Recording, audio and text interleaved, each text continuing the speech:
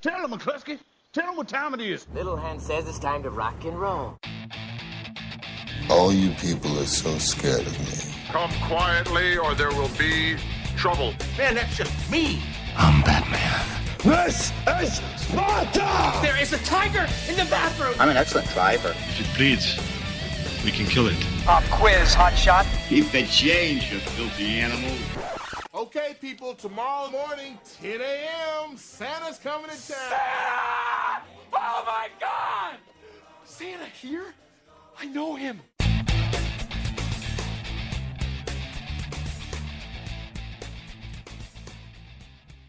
Hello and welcome to the Monday Movie Show's end of year 2014 look back with our awards for the Christmas season. I'm Andrew. And I'm Stuart. And it's not our usual show. Our usual show happened on Monday, so if you haven't listened to that yet, wait till after the show, then you can go back and listen to that. This show, we won't be looking at new releases or anything like that. We'll be going back looking at our choices of the best films of the year, the worst films of the year, and then in the second half of the show, we'll be looking at some categories of awards where, you know, your normal sort of things you hear, you know, actors, actresses, best films, that kind of a thing. And we'll basically go through a whole roundup of the year so far, so what we think of sort of the best highlights and what to look out for if you haven't seen them when they're coming out on DVD, perhaps. Yep. It's a different setup in the awards this year. We decided to change a little bit to make it slightly more personal and not highlight the negatives. The negatives is getting kept to the first half of the show with the worst 10 films of the year. We have to do some kind of negative somewhere. Yeah, so we obviously had to have the worst 10. Obviously, being a year of film, imagine how many films there are. We should actually have had the list count out how many films were actually released. It's probably some ridiculous amount. But of all them, obviously, there are some great ones, and then there are equally some not so great films. Shows you how bad of a year it's been. I do a separate horror show with the From Page to Screen one, and I wrote down all the horror films that I watched that this year, which was 82 in total. 45 of them were part of my worst list. Yeah, obviously that was 45 horrors just alone. Yeah, so if you are listening to us live, you can join us in the bottom right hand corner of your screen on the Spreaker website. You can click the little speech icon and join us in there to maybe give some feedback on some of the views of films you've seen. If you agree or disagree, let us know. We're going to go on to our first sort of list, which is our selection of the best movies of the year. We'll start with the best, then go to the worst, because we've got plenty of good things to go through in the second half of the show. So. Yep. We'll go on to our list of our. Well, we'll have our. You have a list there of some that almost made the list, and then the rest of them that did, as we get into the top 10 best movies of the year. Yep. So honourable mentions. Yeah. Do you want to read out the honourable mentions, and you actually run it down the top 10? I'll go through and sort of mention, because I mean, there's some I'd like to mention, some I'm like, yeah, okay, I'll pass that, and I'm not so worried about giving mention, but I do want to say, amongst the honourable mentions, Belle, which is a fantastic drama, just edged out because of there are some films that just did everything better, and Belle was a surprise though for me, especially being a PG film.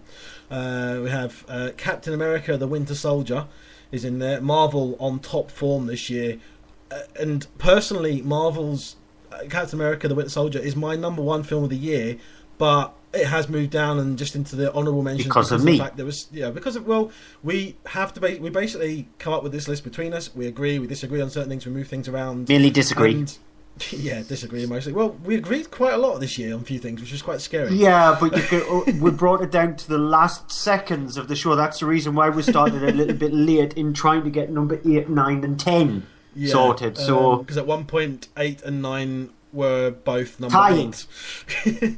But yeah, Captain America: Winter Soldier is a personal favourite from me, because I just found it to be so fantastic, and Marvel sort of top of their game. Amazing year for them. The Raid 2, which is a fantastic film, but my issue with it just it being too long, so that's why for me it wasn't in the top 10. But it is a fantastic film. Yeah, it's a fantastic film. If you haven't seen it and you've seen the first one, you'll know what to expect. If you haven't seen the first one, see both of them because they're fantastic.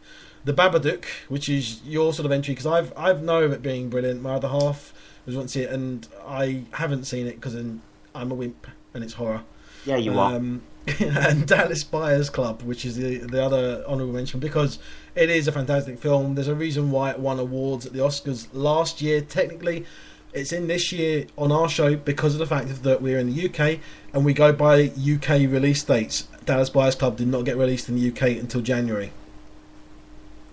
Yeah, that was the reason why I had to overrule one of the films in your personal top 10 list, because you thought it came out in January, and in fact it actually came out last year, Boxing Day, which was The Secret Life of Walter Mitty, wasn't it? It is, and it's a brilliant feel-good film, but yeah, it was released Boxing Day last year, so... And because the fact that we do our shows just before the Boxing Day films are out, it sort of like didn't get its due course. I sort of like felt sorry for it, because a lot of people would have seen it for the first time on DVD. So it's just, yeah, it sort of could have snuck in there, but no. It doesn't help with me that I saw it as a preview a month before it came out. So for me, it is a 2013 film, even though I was like, it should be this year. Oh, poor Secret Life of Walter Mitty. Yeah. So anyway, let's go on to the 10 then. You've got the 10 there, and we'll go through and comment on them as we go as well. So. Yep. That's your cue. No, that's your cue to start reading it out then. All right, number 10, we had a fantastic film, Pride. Yeah, we have to do things the way we'd normally do the box office top 10. Yeah, but yeah, the wrong way. Sorry, I'm getting things mixed up. Pride is, if you look down the entirety of the list, even though a film that is coming up a little bit later on is by a British director, is the only full British film in our top 10 films of the year, and that might seem a bit dubious why we're not celebrating films coming from this country. But it's just down to the fact that there were even better films out there. But Pride, it sort of surprised us. It deserves its place in the top 10, down to the fact that we didn't expect it to be as good as it is. It centres around the miners' strike of 1984, when Margaret Thatcher was Prime Minister of the UK, and down to this group who were gay lesbians trying to raise money for this small mining community so they could ultimately get back to work and the miners' strike to end. And it's a poignant story. It's brilliantly acted. It's brilliantly directed by Matthew Warchus, and it's just personal. It's personal to people in the UK. You know about some of this stuff if you grew up in the 80s because you grew up alongside this thing, but your parents used to speak to you about what actually happened with this, and it's interesting to find out more nuances that you didn't know about it. It's very well acted by absolutely everybody on screen, so it definitely deserves its place in the top 10. Yeah, and the thing as well, it's the one that appealed to, well, as much as it was I think it was a 15, wasn't it? Not 12, because it has got quite a lot of language in it. But it appealed to all audience ages, not just the younger audience or sort of teenage audience or older audience. It appealed to everyone, and rightly so. So number 9, our movies 8 and 9, which ultimately we ended up deciding on the flip of a coin because we couldn't decide which one to put 8 and which one to put 9. So it's kind of a bit cruel, but it did lose out to a coin toss. Boyhood. Yeah, it's just ironic because on the poster for Boyhood, one of the quotes says, a 12-year epic. So it's just ironic what the film is going to be at number 8. But Boyhood is actually stretched over the period of 12 years. It's from director Richard Linklater, and what he did was a few days out of every year, he got exactly the same actors back, so none of the actors chopped and changed to film specific roles. It centres around Ella Coltrane's character of Mason from the ages of 5 up to the ages of 18, up to the age of 18. Him going from a boy, hence the Boyhood title, to him going off to university. And it's just about his life, and not just his life, his parents' lives, and how it affected him when the breakup happened between them, and just everything that you would normally see in just sort of like day-to-day life. And it's just brilliantly acted, it's brilliantly directed, and it's a brave film to actually undertake. When you're subjecting yourself to actually go back to a movie for a few days every single year for 12 years, it's a brave thing to do. And I don't think it will be done again. It's something different to see in cinema, and the word different and cinema very rarely mix, especially when it comes to Hollywood movies as well, because we see a lot of remakes and reboots. very few unique films, and this definitely belongs to the unique film category. Everybody is on top game, including Patricia Arquette and Ethan Hawke, who were staple actors with Richard Linklater. And my personal feeling of the film is it deserves a much higher placing. But because obviously, like we've explained, the way we actually come up to the movies themselves is down to numbers and split them in half. It ended off at number 9. The interesting thing as well being that it is kind of like an art house film. It has that feel to it being an art house film, but it got a good release, which is unusual for this type of film in cinemas. And it did draw an audience, and people saw it and they loved it and they really enjoyed it. And it's deserving of that, because I mean, I think there are scenes in it. The scenes in it feel so real. And the scenes, especially between the main character and Ethan Hawke's character, they felt really, really greatly sort of. They didn't feel false in any way. They felt as if it was perfectly. You know, the dialogue was great. It didn't feel cheesy or corny. It didn't feel like scripted dialogue. It felt like an unscripted film. And I don't know if maybe it was in parts. Other thing as well, it's interesting to note the daughter, the girl playing his sister in the film, the all the way through the whole film as well, is Richard Linklater's daughter. So he actually had his own daughter playing in the film because she wanted to, and she actually apparently forced her way in, saying she wanted to be involved with it. And so she, from a little young age, was involved in acting in the role. Yeah.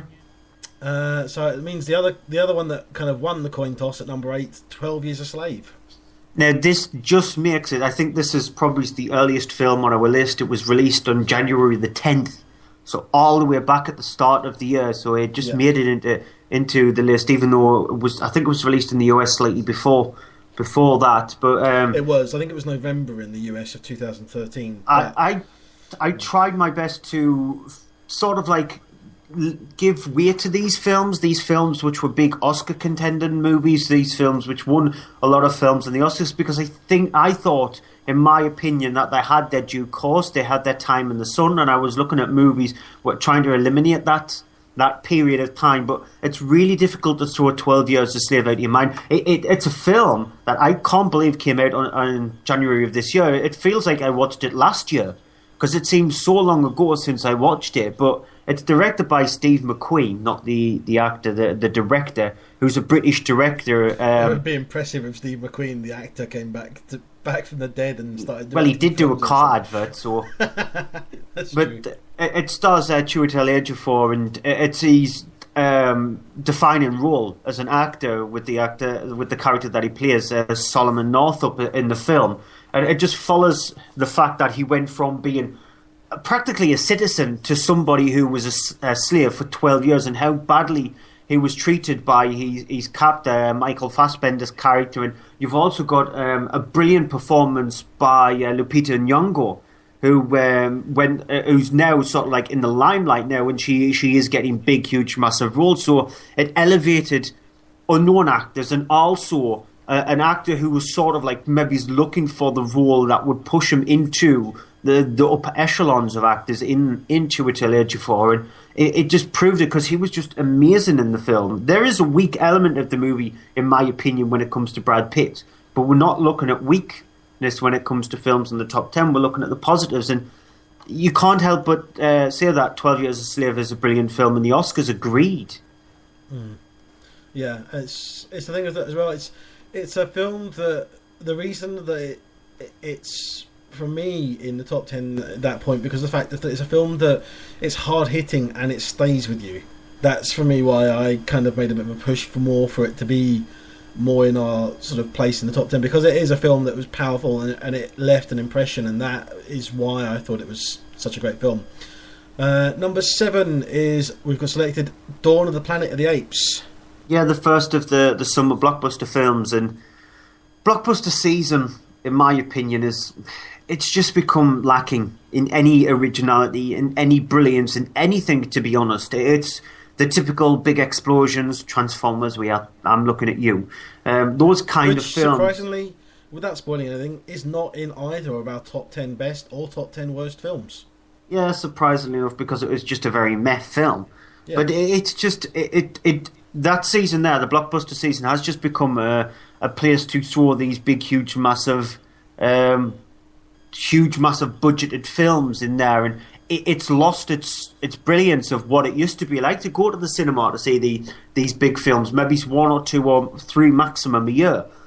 Dawn of the Planet of the Apes shines above a lot of that. It's down to the fact that it's brilliantly acted from both the ape side of things, which you've got Andy Serkis and Toby Kebbell, and then the human side of things, which include Gary Oldman and Kerry Russell in there. And so it's looking at both sides of the stories with equal measure, giving both sides of the story proper screen time so you can make your decision on who you actually agree with. And that's the thing also with the film. You agree and disagree with both of them because there are negatives and positives. With the ape side of things, they just want to look after their own kind, yet you've got turmoil inside that camp.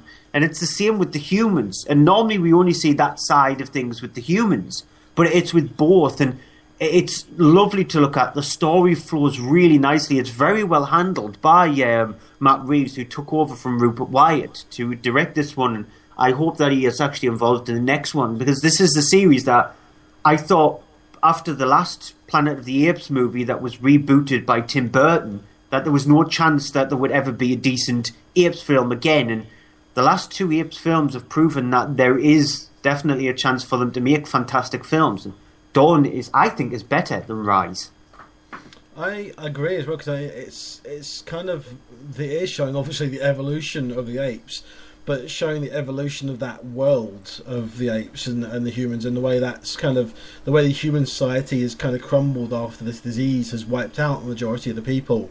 And it does have this thing of showing the two sides, as you say. It's kind of like the two sides of the coin, that they're equals but opposite sides, and it's very nicely handled, very balanced in that way, because of the fact of that it's very much an emotional film, not just for the human characters, but also you make an emotional connection with the ape characters as well. Yeah. Number 6, we have 22 Jump Street. Yeah, comedy and me don't mix. And yeah, I'm guessing you probably know that if you listen to the show over through the year. But yeah, comedy and me don't mix. I think you're a bit less lenient when it comes to comedies, because you go by the 6 laugh rule and I have to go by the 4 laugh rule. So 22 Jump Street obliterates it by a huge, massive margin. As a matter of fact, it gets very close to 10, 12 laughs in the first hour alone, easily.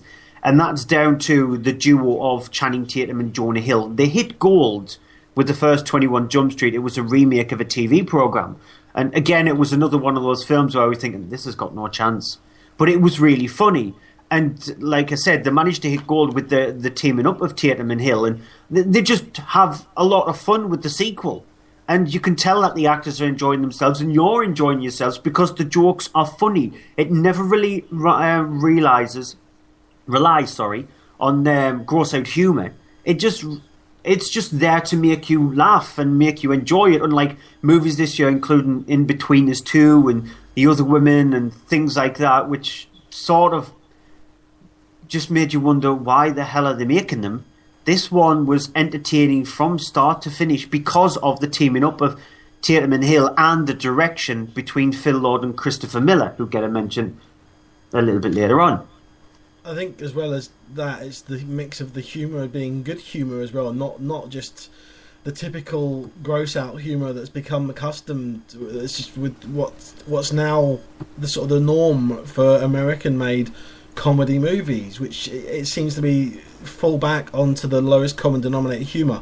There is a little bit of that in this, but it's not relying on that. That's there to help along. It's the same thing of having a film which has all got all special effects and no story. You have to have a balance of story and special effects. The special effects are there to sell the story. They're not there to just be themselves. It's not a big special effects thing to just be special effects. It has to be special effects supporting the story. Same thing with comedy. The comedy has to be funny, and yet if you've got anything in it to do with bodily humour or that kind of thing, then obviously that has to be there supporting the comedy and the story. And not really so much the story in this, but it is the great humour and the timing of it as well in this that works so well. There are some moments in this genuinely that are just literally gut-bustingly funny. It's moments where I could not breathe at one point seeing it because of the fact of that it just had me absolutely in stitches and I couldn't breathe. Yeah, it was a film that actually made me laugh out loud in the cinema, and I have not done that in a very, very long time.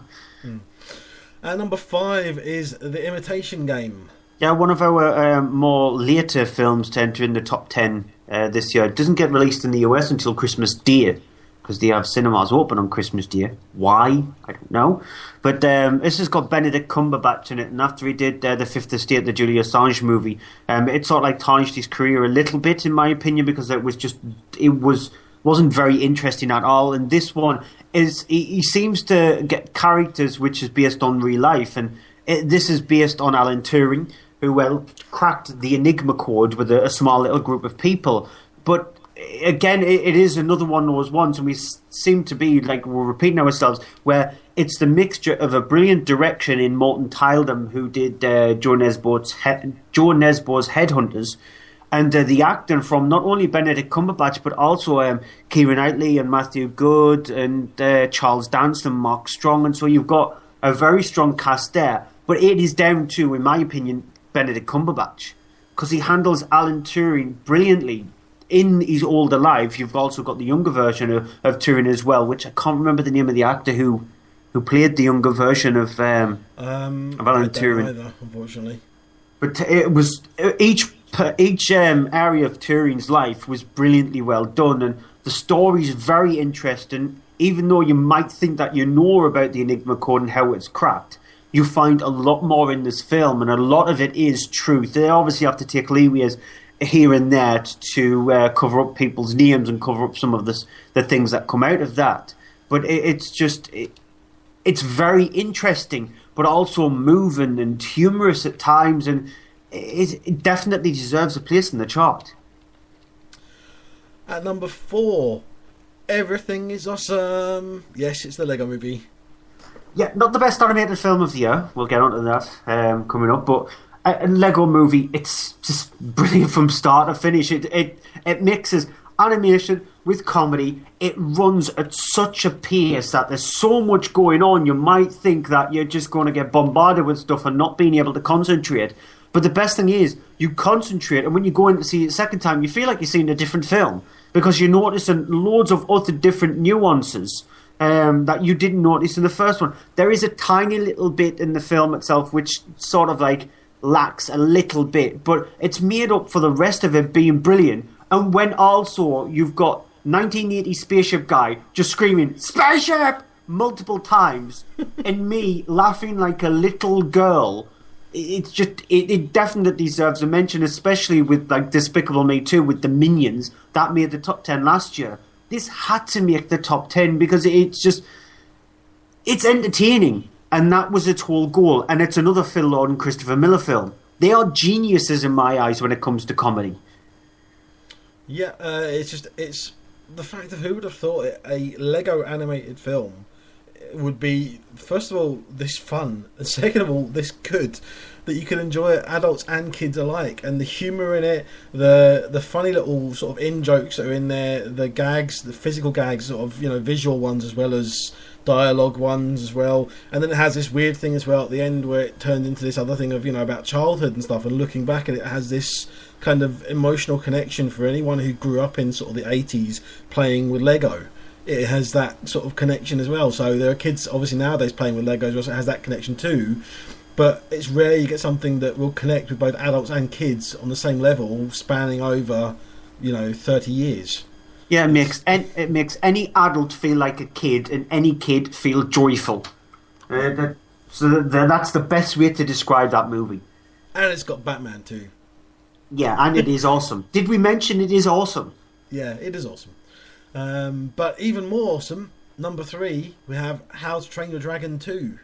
I've still not seen the first one. I know, that's the thing, I can't believe that. I'm definitely going to buy it on Blu-ray for Christmas. I'm definitely buying it. So and it is worth getting the 3D one, because the 3D Blu-ray one is very good.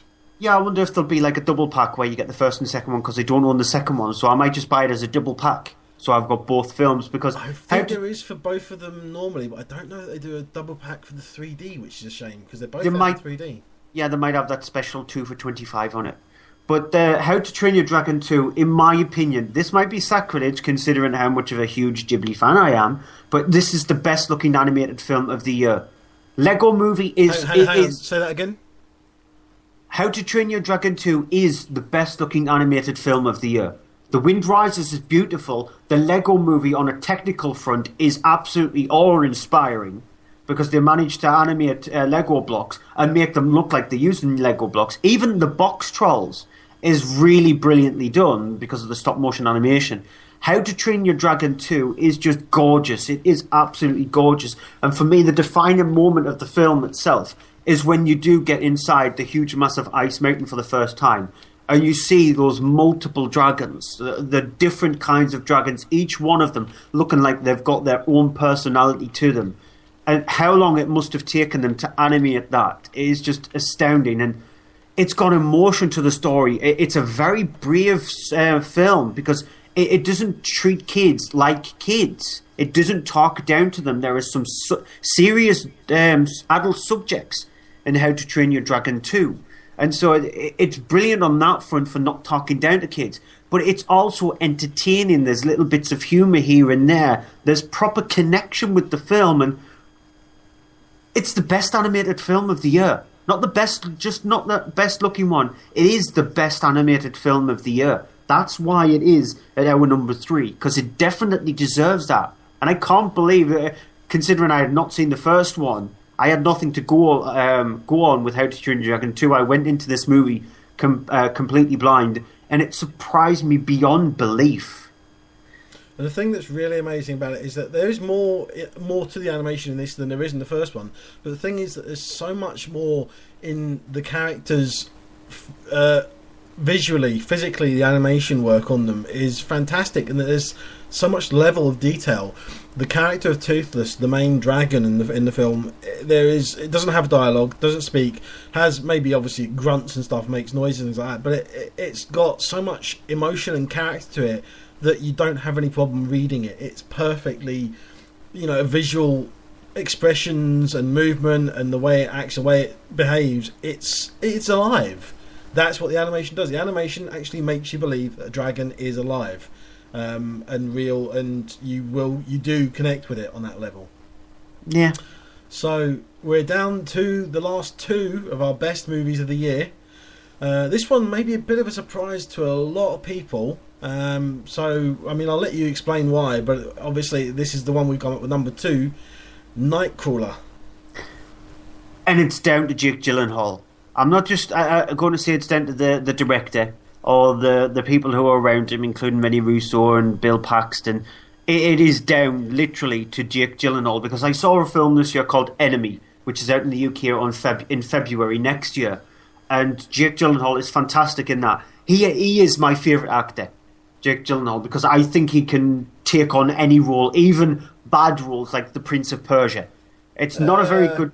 It's not a very good film, but because he just looks like he's sort of like enjoying himself, having a lot of fun with the role that he's playing. He knows the character that he needs to play. He doesn't need to take it seriously. He just needs to have a lot of fun with the character, and so that helps the film. They could have gotten somebody just to throw in there because they want a paycheck.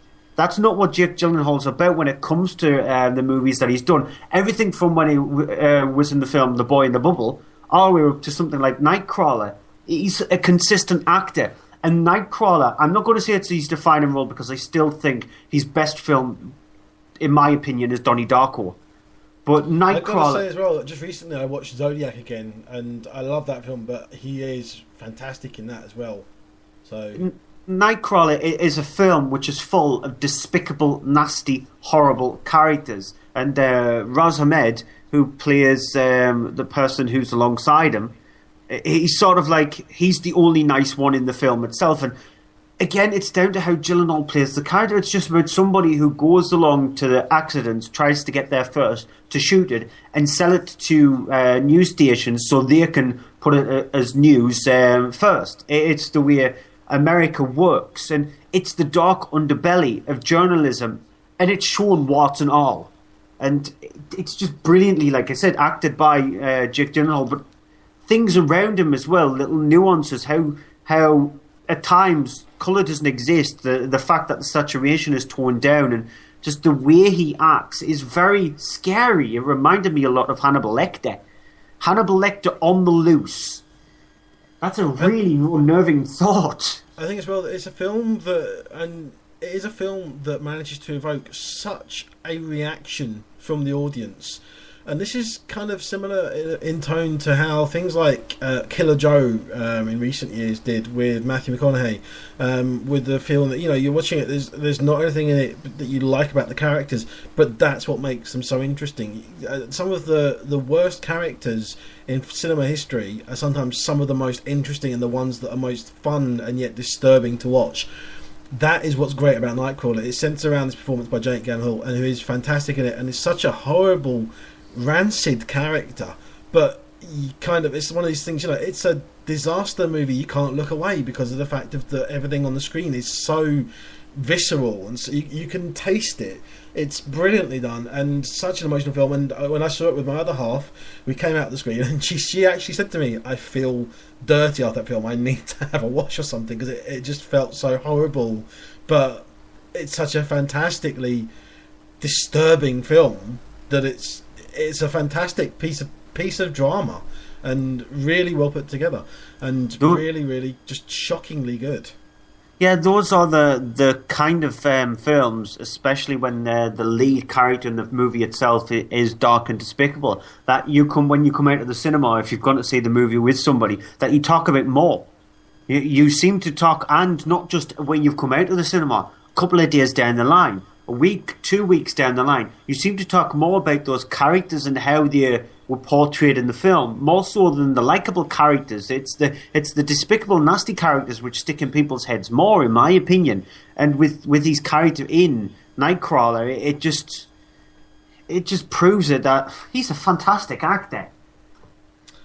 So that's us now at the top of our list. We're going to go quickly back over and recount. We've got the honourable mentions. We had Belle, Captain America, The Winter Soldier, The Raid 2, The Babadook, Dallas Buyers Club. In our starting at 10, then Pride, Boyhood, 12 Years a Slave, Dawn of the Planet of the Apes, 22 Jump Street, The Imitation Game, The Lego Movie, How to Train Your Dragon 2, and Nightcrawler. So, what do you think made it to number one this year? Well, before we tell you, just going to play you a little clip from the film and see if you can guess from that. We have to stop Ronan. How? I have a plan. You've got a plan? Yes. First of all, you're copying me from when I said I had a plan. No, I'm not. People say that all the time. It's not that unique of a thing to say. Secondly, I don't even believe you have a plan. I have part of a plan. What percentage of a plan do you have? You don't get to ask questions after the nonsense you pulled on Nowhere. I just saved Quill. We've already established that you destroying the ship that I'm on is not saving me. When did we establish? Like 3 seconds ago! No, I wasn't listening. I was thinking of something else. Oh. She's right. You don't get an opinion. What percentage? I don't know. 12%. 12%? That's a fake laugh. It's real! Totally fake. That is the most real, authentic, hysterical laugh of my entire life, because that is not a plan. It's barely a concept. You're taking their side? I am Groot. So what? It's better than 11%. What the hell does that have to do with anything? Thank you, Groot. Thank you. See? Groot's the only one of you who has a clue.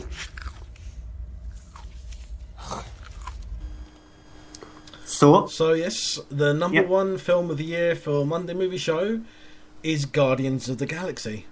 Which is probably going to surprise a lot of people, just like when we announced our movie of the year last year and we said it was Ted.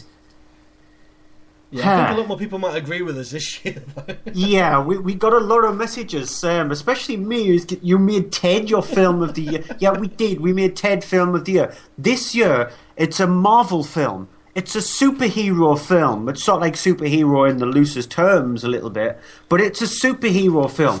And like with comedy, me and superhero movies do not normally mix very well at all.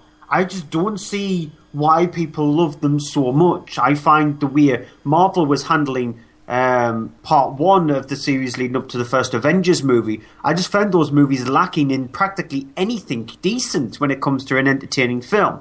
With Phase 2 leading up to the next Avengers film, They've learnt their lesson. They know that they don't have to establish characters anymore. And this could have been one of those movies where it was directed by James Gunn, where he could have just went, we need to establish characters, let's have a big set piece at the end of it, and that's it. He didn't do that, because he establishes characters throughout the film while also putting a concrete storyline on top of it as well. And everything in the movie works. Everything down from Chris Pratt's brilliant portrayal of Peter Quill or Star-Lord to Zoe Saldana, who plays Gamora. Dave Bautista is really funny in this movie as Drax. And this is a wrestler. A wrestler who's funny, who plays a role which is suited perfectly for him. Vin Diesel does the voice of Groot, and all he says during the movie is, I am Groot, apart from one time. He also did the voice dubbed the voice in every single language that the film was getting released in. So when the film was released in France, Germany, Spain, Italy, Japan, he did the voice of Groot, and he said, I am Groot, in multiple languages, more than 50. One of them was Isoyu Groot. Exactly. And Bradley Cooper, finally, out of the five who played Rocket, and each one of them has given the perfect amount of storyline. Not one of them is a centralised character, even though the start of the film is about Peter Quill and him getting sucked into the future by aliens. So even though it's the start of that, the rest of the film is sort of like practically split evenly between each one of the characters. You find their nuances, you find humour from each one of them, you find drama from each one of them. There is a touching moment for each one of the characters, and there isn't another film this year which manages to do that by handling just absolutely everything and not making it a mess. Making it an entertaining, brilliant, over-the-top, special effect hitting film. It's that kind of thing that I talked about when I was talking about Dawn of the Planet of the Apes, about blockbusters being empty. This is harking back to the old times when you used to go and see like an Independence Day or something like that. A film where you can enjoy a spectacle with your family and come out and constantly talk about it, how fantastic it was. This is that fantastic film. And it's thanks to everybody who was involved, not just the director, but all actors, all the people who worked on the story, the special effects, the music, the soundtrack is absolutely brilliant as well. It's an outstanding film. And I think it actually goes back further than that. I think it goes back all the way to things like Star Wars, to the original Star Wars, and the kind of the magic that managed to catch. The thing is that Marvel has done, as you said, in Phase 2, they've learned not to follow the same sort of pattern they were doing before. They've learned what they need to do is stop treating them like comic book films and actually start treating them as other things. Captain America Winter Soldier was done as like a sort of political thriller, espionage sort of thing. Guardians of the Galaxy is basically done as a big science fiction sort of epic thing, but it's not done like a comic book. It's not cheesy with the cheesy camera angles, and there's nobody sort of they're not sort of fully chewing up the scenery, although there's obviously some of that done in the film, but it's not all, it's not all played for laughs, it's not all played things. There's humour in there from the characters the way they are, but without it being detrimental to the characters or detrimental to the story, which is what the problem with comic book films used to be. And it's just fantastically put together. Not only that it's just enjoyable fun, but it's a rip-roaring laugh as you're watching it, and also by the end of the film it's emotionally engaging as well, because we won't say what it is. If you haven't seen it, you have to see it, but everyone will know what it is we're talking about towards the end. If there is a moment in the cinema when there was ever a time I've experienced when a whole audience did not have a dry eye in the house, it was during this film, and for deservedly so. Yeah, Rob in the chat here says he has to say that I had kind of gone off the Marvel films, but Guardians has restored my faith. Brilliant film on so many levels. That fully details of what Guardians of the Galaxy is. That fully actually says it. It's a redeeming film for Marvel, yeah. Marvel could have made horrendous films leading up to Guardians of the Galaxy, and this would have saved them easily. It kind of did, and the thing is, well, it's the thing of that it is connected to the other films because it's all in the shared Marvel universe, but you don't have to have seen them because it's not exactly connected. There are things you'll pick up and things you get if you've seen the other ones to do with the sort of the Infinity Stones thing, but you don't have to have seen them. Is the thing. It's very much kind of standalone, but still connected as well. Yeah, and James Gunn has turned around and says he doesn't want them to connect to each other properly. So even though you have got the collector character who popped up in some end credit sequences in a few of the other films, he doesn't want them to interlock. So he doesn't want the Avengers to interlock with the Guardians of the Galaxy, which well done to him for saying that, because we don't want to see that. It's going to happen, though. I hope not. Comic book wise, fine. Movie wise, no. So that is our top 10 films of the year. However, you have to take the rough with the smooth. The rough, in this case, is our top 10 worst films of the year. This is sort of like the area that I normally deal with. But this year I was given the nice, kind one.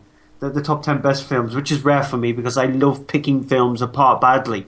And the films that made our dishonourable mentions included Horrible Bosses 2. Yeah, just absolutely horrible. And not just, living up to the title, but doesn't even live up to the title because it doesn't have horrible bosses in it. It's just horrible. Yeah, exactly. Charlie Day is annoying. Tammy, which we both have this thing of it, right? It would have been a great drama, but they decided to try and make it a comedy, and it's absolutely horrible comedy. Because there is a scene in it where it does start off dramatic, but then it just blows its load badly and turns into a comedy thing. So it's bad. Grace of Monaco, now this is down to me, down to the fact that it's from a director who looks at real life things that's happened. He made the film Diana and just goes, I'm going to tell it from the way I saw it. That's not the way to actually do a movie about somebody's life. You need to do it from the way they see things. You need to do it from the way people see things, not the way you see it, and then completely change it and fabricate it badly. That's what he did with Grace of Monaco, and Nicole Kidman should be ashamed of herself. Now, there was also Sex Tape. Yeah, which is just horrendous. And the thing is, you may think, and I kind of think as well, it kind of should be higher up in the top 10 list, but wait till we get to top 10 and you'll realise why. It's just horrendously bad. But the top 10 is even worse. Well, the bottom 10 is even worse. And Devil's Due, which is a horror film that is just horrific in the fact that it's horrifically bad. I had a lot of films, like I said at the start of the show, 45 in total, that were the worst horror films that I saw this year. This was, I think, third overall. There was 2 other horror films which did not make our lists because they're personal to me, because I was the only one to see them. But this is rotten beyond belief. It's another one of those found footage films which has no scares or any redeeming features in it whatsoever. So let's get into the bottom 10 films of the year. And at number 10, it would not be a bad list without an Adam Sandler film. And in this case, it's Blended.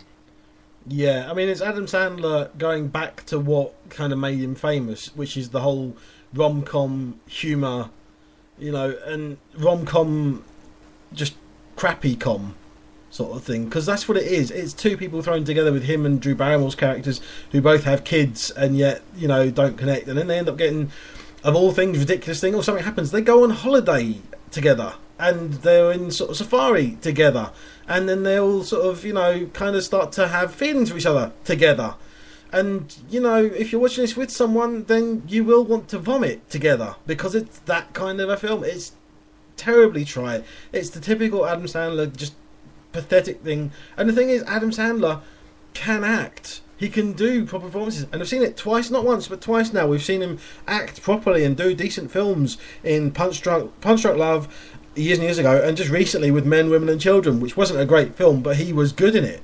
And so he just needs to grow up and stop being a child comedy actor thing. He needs to grow up and be a good, decent, dramatic actor, so he can basically save what little semblance is left of his career. Surprisingly, after his last year performance in Jack and Jill, which really should have just killed his career altogether.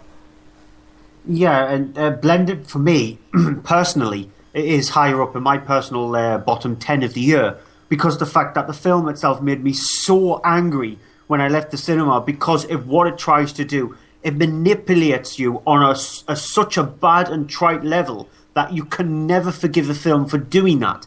And I hate being manipulated in movies just to make a comedic point out of it, especially the subject that they actually make the comedic point out of. It's not funny to do that. in a family film as well. It's ridiculous. And number 9 is The Other Woman, which is it's a film which was supposedly hailed by a lot of women as being kind of a women's lib film. You have these strong female characters in it, with Cameron Diaz being a woman who finds out that she's seeing a married man who's cheating on his wife. Then she makes friends with the wife, and the two of them then find out that he's cheating on them with another woman, and they team up with her, and the three of them decide they're going to get back at him by doing, a horrible scheme. And honestly, I've never seen 3 less likeable characters that I would not pee on if they were on fire. I'm not kidding. It's horrible, despicable. And the thing is, you want to do something that's going to be sort of good for women's, showing good female characters. This is not how to do it. This is showing women at their horriblest because of the fact that it's all them being bitchy and sort of teaming together and then picking on a person and pushing it way too far. Literally, it goes too far by about halfway through the film, and things get worse and worse and worse. And you kind of sit there watching it going, why am I watching this? Why are these characters in this? Why, it's characters that you just wish they'd get run over by a bus, and then the bus would back over them again, because it's just horrible characters. The characters in this are more deserving of the title Horrible Bosses than this is. Horrible bitches, more like it.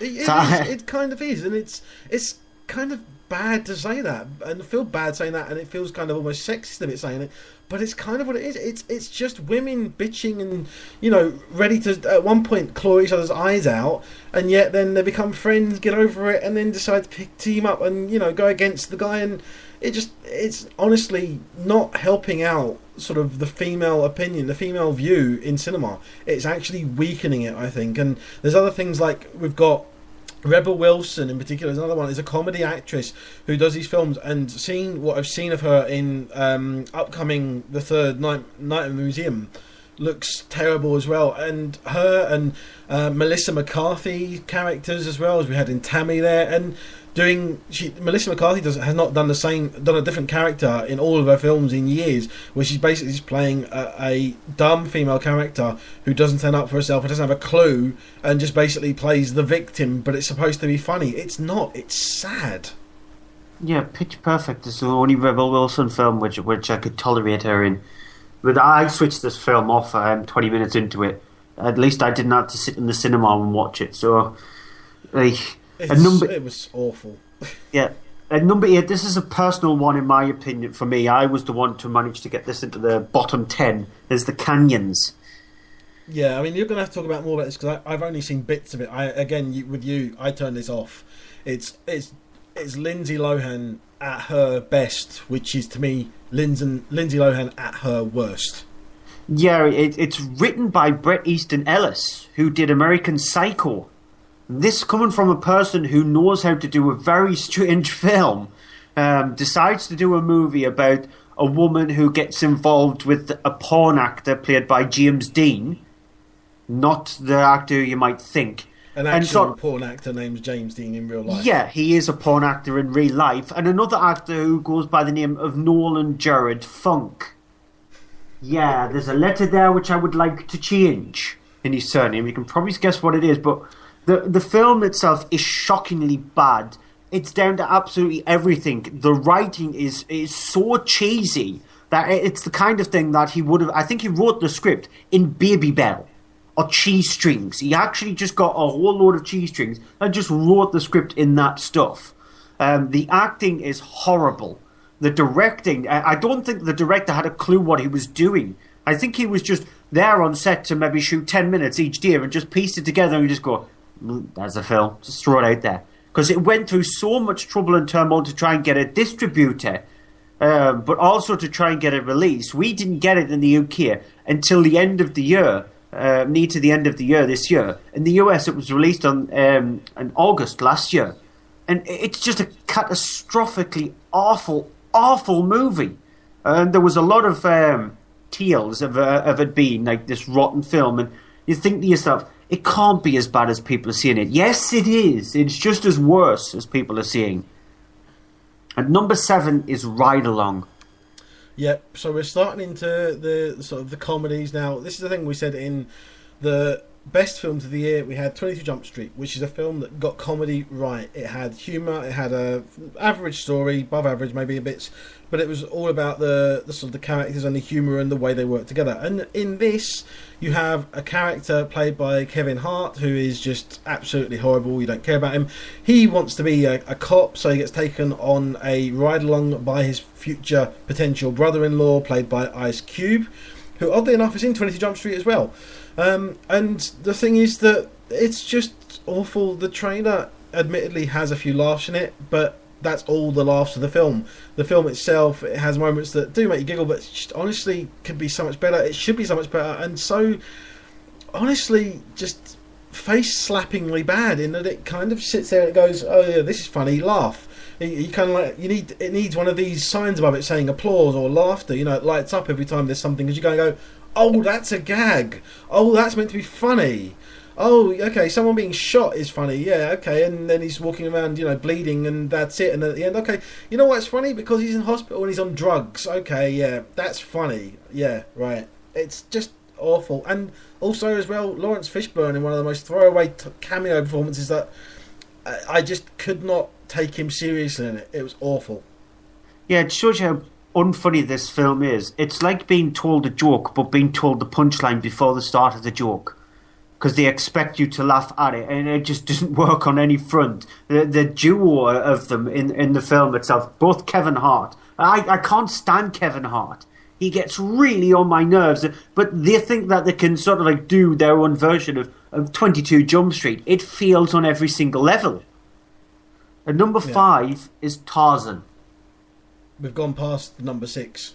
Which is, sorry, number 6 then, is Let's Be Cops. Yeah, and it's the only reason that Ride Along is number 7 and Let's Be Cops is number 6. It's because of the fact Ride Along believes that honestly is actually sort of trying to be serious and actually have serious characters in that. Let's Be Cops just has 2 of the dumbest characters you've ever seen. And we've got like Harry and Lloyd coming back in Dumber and Dumber 2 this week. They're dumber than them. They really honestly are dumber than them. Who goes out dressed as police in Los Angeles, and then people say, people go, oh look, thanks officer, hi, and actually start to believe them, and then decide, okay, what we're going to do, let's be cops. We'll actually be cops. We'll get a police car. We'll drive around in it. We'll go to a crime scene. We'll go to a police call and turn up and everything and pretend to be policemen. It's like, what's fun about that? Who wants to turn up in a career where you can easily get shot? And you can do things and get involved in a smuggling ring and stuff, and then you go, hang on a minute, I'm not a cop. I don't have any guns, weapons training. I don't have any training. I don't know what I'm doing. Help, policeman, real policeman, help! Do you know what will happen then? The real policeman will shoot your ass. Oh, he used an uncouth word, but it's not funny. It takes 2 people who stars in a TV comedy program, thinking that they work good as a partner in that program, and sort of like expands their role from the TV show to a feature-length film. And the director who did it, he actually used that excuse. He was dressed as a cop at a party one time, coming home, and people did think that he was a police officer, so he used that to the best of his ability. And so it's based on something that the director has actually done. The director is an idiot. And number 5 then... horrendous. Number 5 was the film that I was alluding to, is Tarzan. Yeah, if there is a best animated film category, then this would win the worst animated film category. It's first of all got a whole thing of Tarzan, and it's to do with a meteorite, which is the size of, well, I don't know, London. It's ridiculous that the fact that there's this weird thing going on with that, and then there's this whole thing of Tarzan growing up in the care of apes and everything. And that that's the thing that happens. But then it's the whole thing of it being the animation that looks like it's about done 10 years ago. The animation is horrible, and I mean horrible. It's horrendous. It's honestly one of the worst things you've ever seen, because the animation of a bird flying should have flapping wings, and it should have things that look like feathers, and it should have things that look like a tail, and it should have things that look like its beak's moving when it's making noises. And then you have the human characters that don't look anything like sort of a person. The expressions are horrible. There's lack of expressions on most of their faces. there's no interest in the characters. The character of Tarzan honestly seems to be either, just very, very stupid, or maybe grew up, drinking a lot of alcohol in the forest. I don't know if that's maybe possible. That would explain a lot. But it's horribly, just terrible story, terrible animation, terrible dialogue, and even worse voiceover, which is just, it sounds like something out of a National Geographic program, and it's just awful. Honestly, one of the worst cinematic experiences of my life. Yeah, it goes for that mashup between realistic animation and normal animation, and it feels, because it looks like something that Dr. Frankenstein dredged from the bottom of his goopy kind of barrel when he was creating Frankenstein's monster. It is that ugly. It hurts your eyes to watch it. It's just the characters are even more one-dimensional than the film itself. There is no depth in anything in the film to give it any redeeming features. At number 4 is Mrs. Brown's Boys, the movie, and Throw. At number 4. Yeah. And the thing is that this, it could be higher up, could be lower down. It's in the middle because the fact of it's a subject, first of all, that both of us do not like Mrs. Brown's Boys, so we're not into that. People, there are fans that do like it, and so it wouldn't necessarily be in their worst films, but it probably won't be in their best films. But the thing is that's so terrible about it is it's another one of these comedy being taken, TV comedy being done, taken to the big screen. So it's no longer on a stage, it's no longer with an audience, it's now been done as a film, taken out into proper settings, and it's filmed like a film. And the thing is that it's just trying to be a drama but trying to be funny, and it just doesn't, the humour does not transfer from the small screen to the big screen. The reason this is so high up though for both of us is because the fact that it has these annoying outtake scenes in it where something goes wrong when they're filming. Obviously that's the outtake, it's cut, it'll be put on the DVD as an extra, or maybe be in the end credits or something like that. That's typical kind of thing. No, these are in the middle of the film. So you're watching it, you're trying to follow the story as there is one, and then you get to a certain point and something happens, someone starts laughing, and so it goes, wait, hang a second, bleep, jumps back 30 seconds and starts again. And you're kind of like, what? Why isn't this at the end of the film? Why isn't this on the DVD for people who really care? I just didn't. I hated it. I thought it was terrible. I thought the writing in it was pathetically boring, and the gags in it just didn't work. And it's just, honestly, why bring something like this to the screen and do that? You want to do this right? Do it as a live show. Record it on a live 90-minute stage. Do that 90-minute program on a stage live. If they make cock-ups, then it's recorded, the audience reacts to it, you hear that works. We've seen it with other British comedies that have been done, like Bottom were taken to things, did that, it was absolutely fantastic. Bottom did the same thing of going big screen and Guest has parody, so, and guess what, that was terrible too. So it's, this kind of thing. Don't do a stand-up comedy drama on the big screen as a big screen. Do it as stand-up comedy, because that's what it works as. It doesn't work as a film. Yeah, it's an idea that lasts about 5 minutes and stretched to 95 minutes. It's not even an idea that lasts 5 minutes. It's something that was written down at the last moment because the person, I'm guessing, was on a deadline who created the character of Mrs. Brown. As a matter of fact, Mrs. Brown has been going on for quite a few years. It was an Irish character that was created, and it used to be shown on Irish television and Irish radio. And it maybe suits that thing. It suits just staying in Ireland, because the exports that Ireland give us, this is not one of them. We don't want it. You can take her back. It back. Whatever she is. Take it back. And number 3 is A Haunted House 2. Which was kind of like Horror Bosses 2, and it's a sequel to a film that we didn't want the first one. The second one is just more the same. I honestly don't have a lot to say on this one, because it's honestly a moot point. Don't make a terrible comedy sequel to a terrible comedy sequel, because it's not going to get any better. It's not going to be as good even as the first one was, which was bad enough. It's going to be worse. It's going to be snore-inducing. It's going to be an unfunny film. And, the Wayans, as far as I'm concerned, we've got the younger Wayans family is involved in Let's Be Cops, one of the lead actors in it. The Wayans brothers, as far as I'm concerned, have not been funny since the mid-90s, and they really need to find new material, because the material they've got in this, first of all, it's outdated, and it's referencing things that are far gone, and it's not even particularly relevant to today's lifestyle, today's people. It's just stuff in it that's not funny, not relevant, you can't connect to it at all in any way, and you just come out of it going, well, that was 90 minutes of my life I'm not going to get back. Yeah, you have the Scary Movie series, which takes the mickey out of horror films. You have the Haunted House series now, which takes the mickey out of Scary Movie. When you're taking the mickey out of a movie that isn't funny in the first place, what makes you think that you're going to actually make a funny film? I personally think this is worse than the first one, because it's moronic. It's moronic beyond moronic. None of the jokes are funny at all. They overstretch them as well. It's like a 2-second joke which is stretched to like 10 minutes. It's just stop it. Just stop making films. Their last funny film was the first Scary Movie. That was their last funny film, and that was out well over 10 years ago. It's just a group of people who are like the Baldwins. Stop. Yeah. At number two is 300: Rise of an Empire.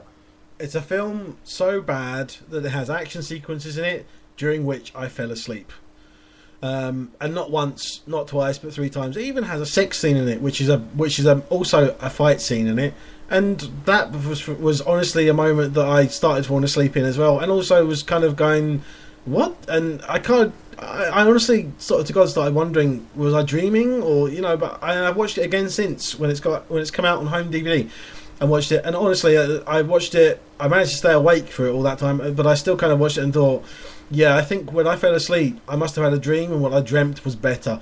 It's terrible. The effects are awful. It's got some sequences in it which are completely CG'd, and there's fake blood as usual you'd expect, but it looks awful. It does rely, about half of the film is in slow motion, and it's worse than Michael Bay slow motion. It's just a complete and utter mess and a disaster of a film, and I do not know how they went from 300 to 300 Rise of an Empire, because there's potential there in the idea and everything they had in the setup. They just didn't follow through on it. Yeah, what they did is they looked at Meet the Spartans and thought, let's make a serious version of that. That's what they did with their 300 Rise of an Empire. It's just horrible.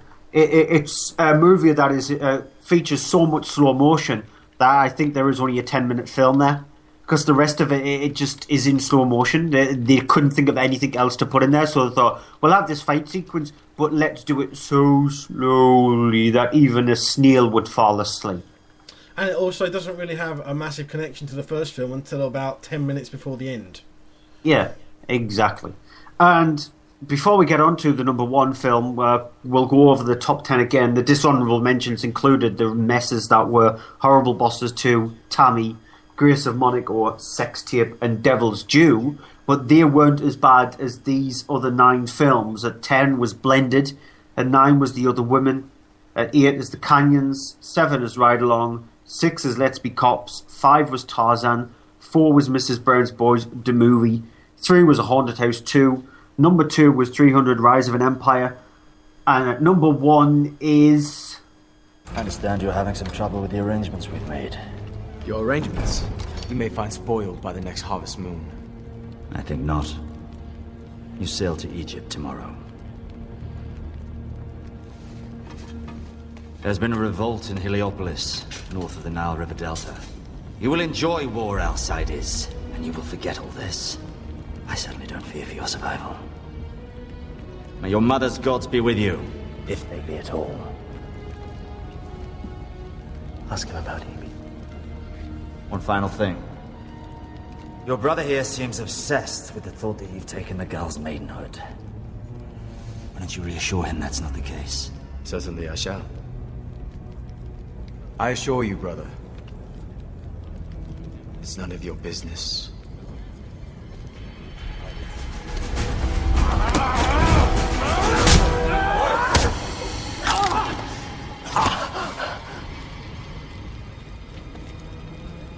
I wish you endless victories in the battlefield, brother. Because if you return here, I will kill you. So, the number one worst film of 2014 is The Legend of Hercules.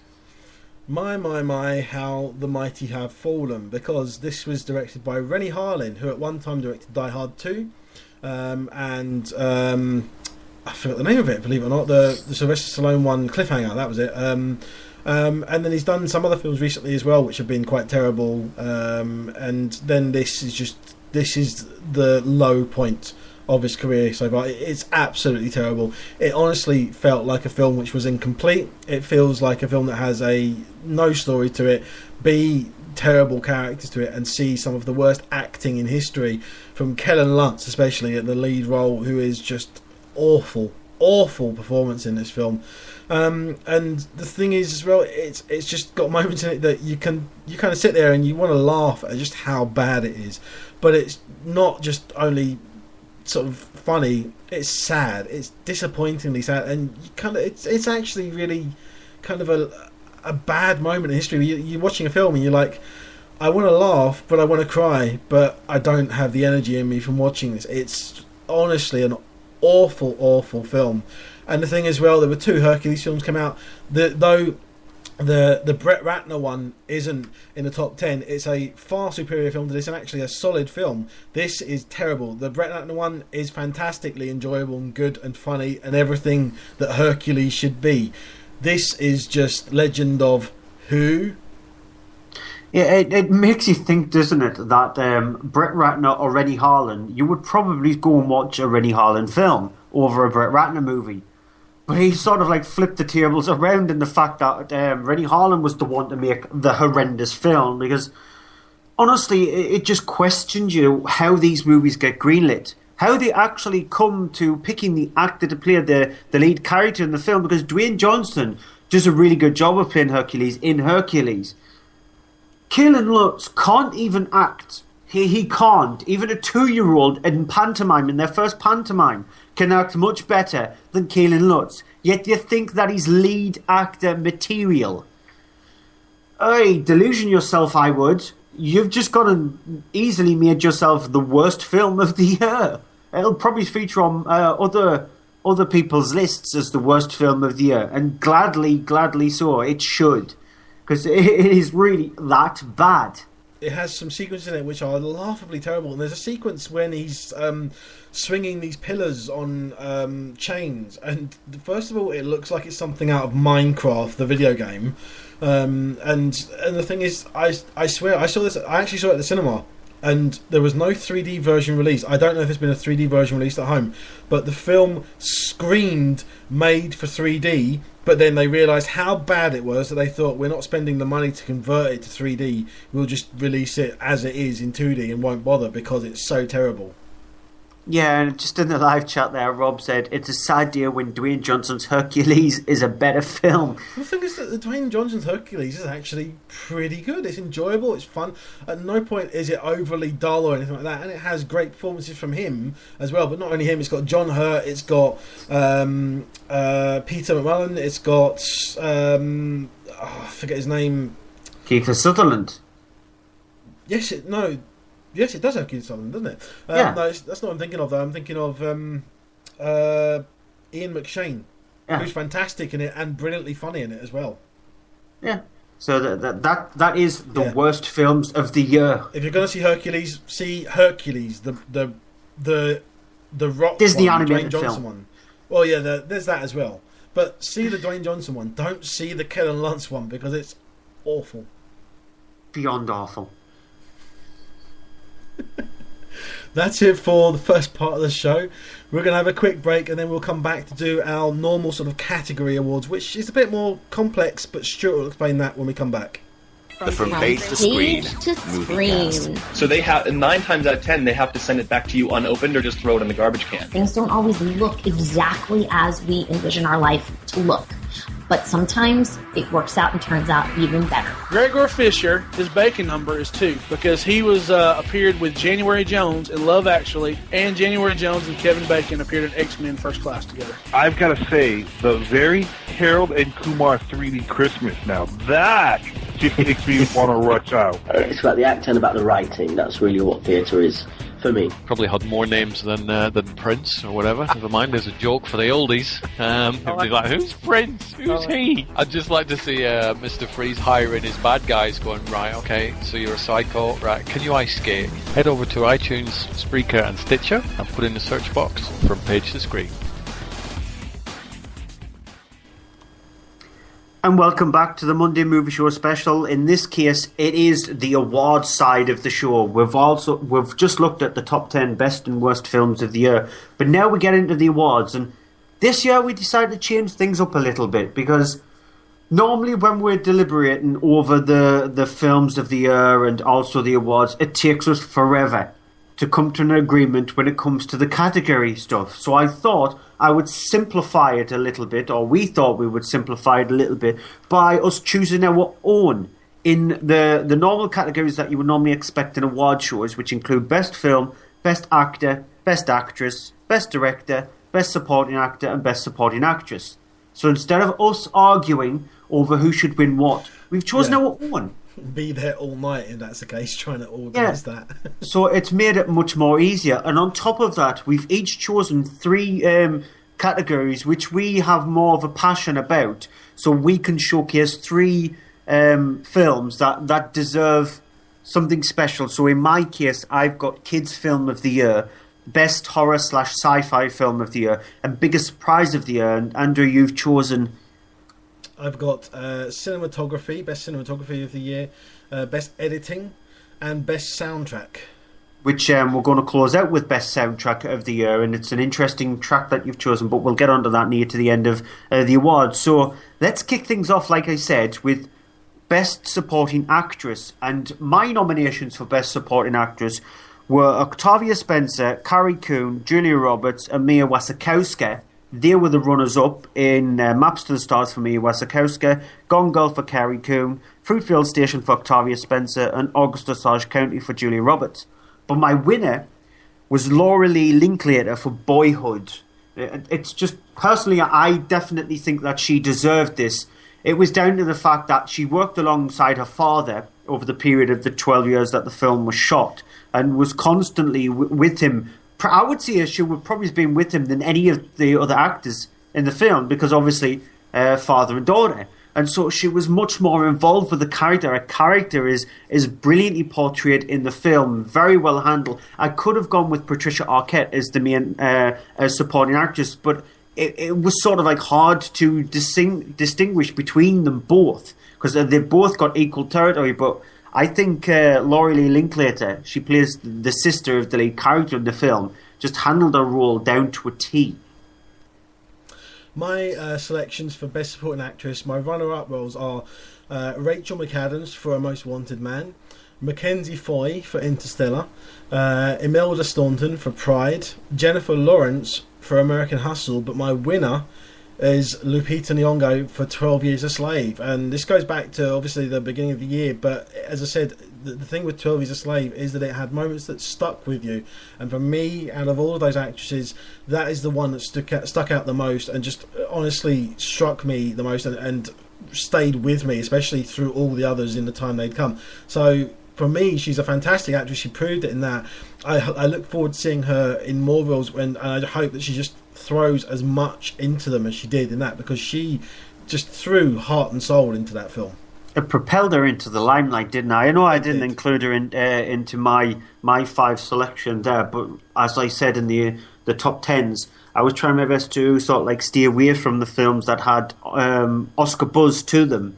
But I definitely probably would have put her in my list if I didn't think like that, because she definitely deserved it. She was fantastic in that film. Yep. So going on to the next category of Best Supporting Actor, we have my selection of them, and I'm going to mention, because of the fact that I did admittedly leave him off here, I wish I'd actually thought to include him, Matthew Good in Imitation Game, because I didn't really include him in there. But the reason I haven't included him is other actors I've got there. I've got James Gandolfini in The Drop, which is not a brilliant film, but he was great in basically his last screen role. Robert Duvall in The Judge. Toby Kebbell in Dawn of the Planet of the Apes, which is maybe a bit of an old one, but you may understand why if you've seen it, or if you don't know, he played one of the apes in the film. So he's played a caption performance, but it is his performance that's in the film. Mark Strong in The Imitation Game, and my winner is now Stuart, you may have an issue with this because it's another Oscar one, but it is Jared Leto for Dallas Buyers Club. Well, I don't actually, to be honest, because you'll find out in a second. But why did you choose him? I just honestly, it was a career-changing performance from him. Anything I'd seen him up to then was always a kind of a weird pretty boy role, nothing in it that stood out or anything like that. And then all of a sudden, wow, he played this character who was just so destroyed and yet then so strong, and came out as basically the way he played it and had this emotion to it and this weird sort of odd strength and beauty to him that kind of made you go, hang on a minute, this guy can act. And not only can he act, he can, show anyone else off the screen. He's fantastic. I wouldn't actually see a weird pretty boy role in when he was in Requiem for a Dream, but most of the other films even include... He still did have that element to him. You just look at, the look of him. He had that, Yeah, I wouldn't say that, but I would go as far back as Urban Legend, because he was a really pretty boy in that film. So I agree with you on that front, and he is just a fantastic actor. He picks and chooses his roles. As a matter of fact, in my best supporting actors, it included in my runners-up Jared Leto for Dallas Buyers Club, Nat Wolff for Fault in Our Stars, Riz Ahmed for Nightcrawler, Jonah Hill for Wolf of Wall Street, but rounding out a double bill of winners is Ethan Hawke for Boyhood. So again, he's sort of like, he was behind the main actor in Boyhood and Ayla Coltrane. And I think Ethan Hawke, over the last few years, he's proven himself to be a really good actor. He has done some really good films in Sinister. I quite like, there's a film coming out soon with Ethan Hawke in, which I actually quite liked, because it is a slightly complex film, but I did quite like him in it. But I just thought in Boyhood, this was probably his toughest role, because he had to stay with the character over the period of 12 years. So over that 12 years, he's sort of like, he's become a better actor. And it's proved that when you watch Boyhood, how he started off, it's sort of like Chastain his career. It started off with the shooting of Boyhood. So it was brilliant to actually see an actor like that getting better and better over time. And it was amazing to see that the film Boyhood started shooting 12 years ago. And so he was good 12 years ago, he just wasn't showing it. That's true. I mean, I would say I think his scenes in Boyhood are some of the best scenes of the film. And it's down to him basically holding the screen and having this weird sort of great strength on the screen.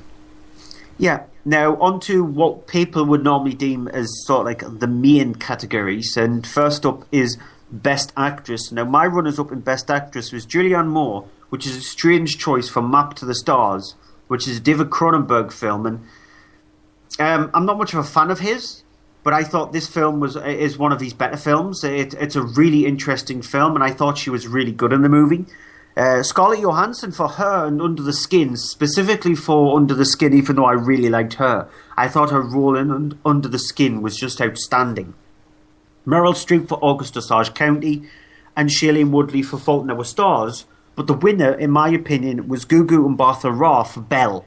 Now, like with Lupita Nyong'o in 12 Years a Slave, this is a career-defining role. This is a brilliant way to kick off your career, to show people that you are a very serious actress.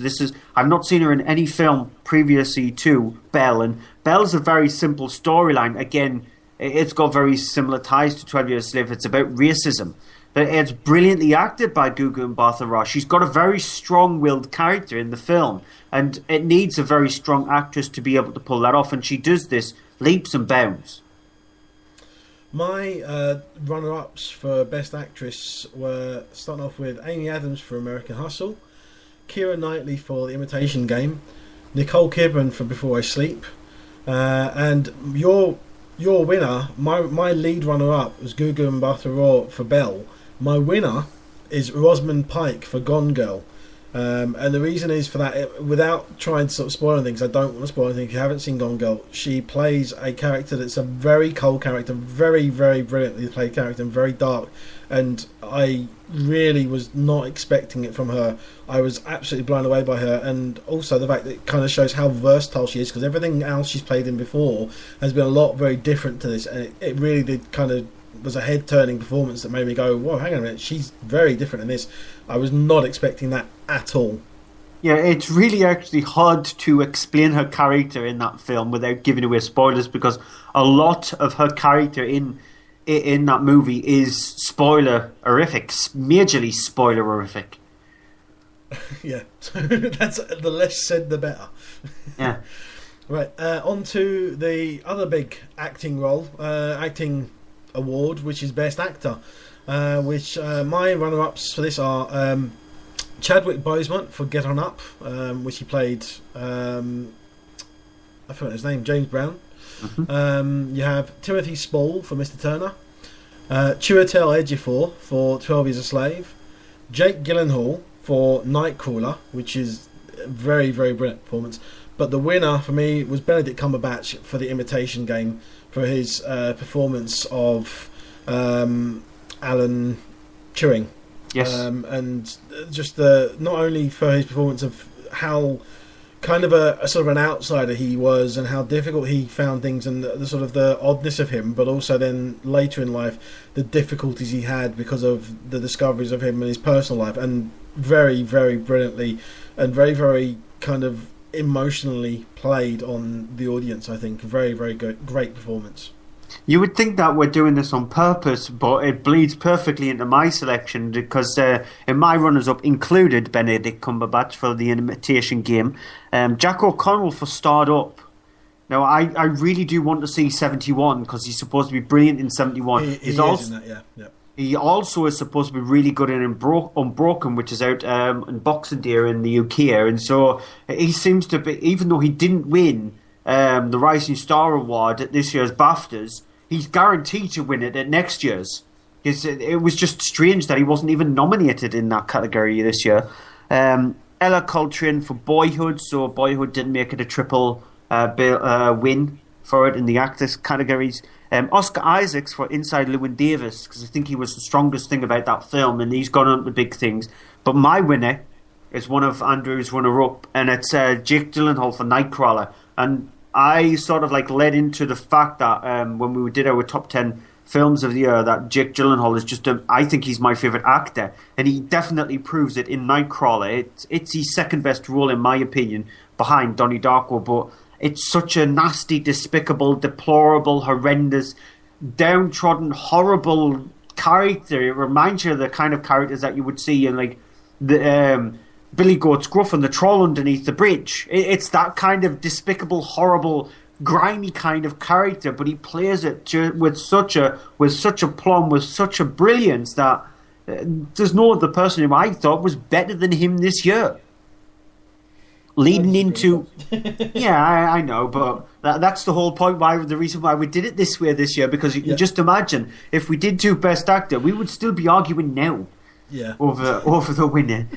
Now we're on the two biggest categories of the year, and so first off is Best Director, and so my runners up, and it's a very interesting bunch here. Richard Linklater for Boyhood, Jennifer Kent for The Babadook, Haifa Al-Mansour for Wajah. Now that's an interesting one. It's an Iranian film, and in that country they do not allow females to direct films. And this was one of the first films from that country to be directed by a female. It's such an outstanding movie. It reminded me of the Dardans movie, The Kid with the Bike. It is that outstanding. And also, he needed a mention, Hayao Miyazaki for The Wind Rises, because it is his final film for Ghibli, and so he had to get a mention, but he's not the winner. In my opinion, the winner of Best Director, surprisingly, is James Gunn for Guardians of the Galaxy. I just thought Guardians of the Galaxy is an outstanding movie, and the proof is we made it our film of the year, but James Gunn had no right to pull this movie off, and he did it brilliantly. That's all I have to say.